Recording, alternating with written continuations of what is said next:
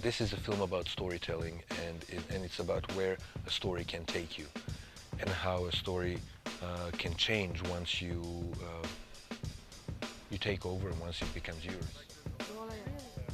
There are various aspects. There's the Wild West, there's the Ottoman Empire, and there's contemporary New York to this story. It starts at the beginning of the century, ends at the end of the century. There's a character in it, a 98-year-old woman, who spans the century. In a way, indirectly, she symbolizes the century. I shot a little bit of Before the Rain here. We're shooting a little piece of Dust here as well. And I came and visited a number of times in between.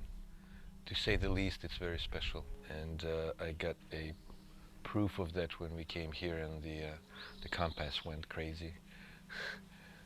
It's probably built on a magnetic rock or something. It's beautiful, just the view is fantastic, and it's probably the most peaceful place on earth that I've been to. Well, the motto of the film is, where does your voice go when you're no more? I wanted to make a really adult, serious comic book film, where the inspiration was, you know, guys with guns going bang bang. The original inspiration for the film was when I realized that there were elements in the iconography, in the Macedonian history, in the iconography of the Macedonian history around the turn of the century, which visually as elements were very similar to something of the Wild West, or rather of the Mexican Revolution. You know, revolutionaries with long beards and bandoliers and white horses and ideals and rifles, which was really strange to me, really odd, because you think these are two completely separate things, both in terms of geography, in terms of frame of mind, in terms of how I and people of my generation saw them when growing up, because this is history and this is a Western. I never dreamed of playing a cowboy.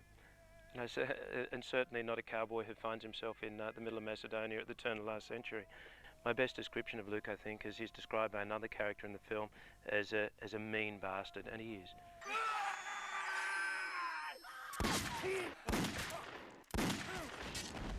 For a reason that you'll find out when you see the film, my character actually runs away from his life in America, and through a strange quirk of fate finds himself joining a gang of brigands in Macedonia. And then his brother, my brother Joseph, follows me here eventually 2 years later. The brothers certainly come apart in the film.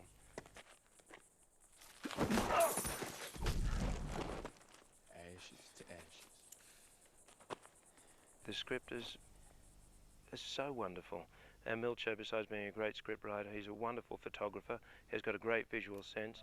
He's extremely imaginative. He's a very intelligent man, and also, obviously a great filmmaker. So that was the attraction, and it's been wonderful working with him, because you're constantly forced to think. Oh, David is probably one of the best actors I've ever seen, by far. You know, I saw him in the process of looking for the right person to play Luke. He's a very complicated character, because Luke is a bad guy whom we have to love. I was really happy that he wanted to do the part,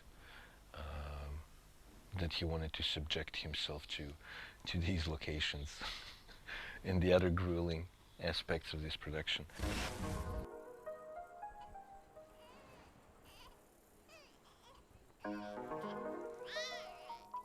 I'm a single child, so for me it was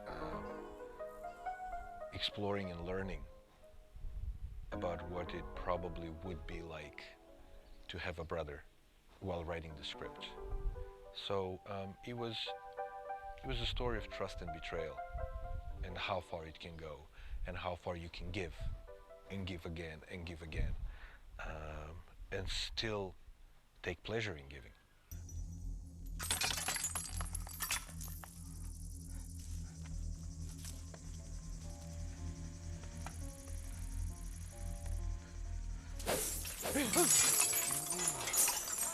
It's a black As filmmakers, really, what we do is we deal with archetypes or archetypal situations, archetypal stories, and rearrange them and tell them in a different way, or maybe combine them. But it always comes back to the old archetypes, probably because as humans we somehow need to go back to hear those stories and learn from them. There's something magical about them. So it's, you know, the old story about the love triangle.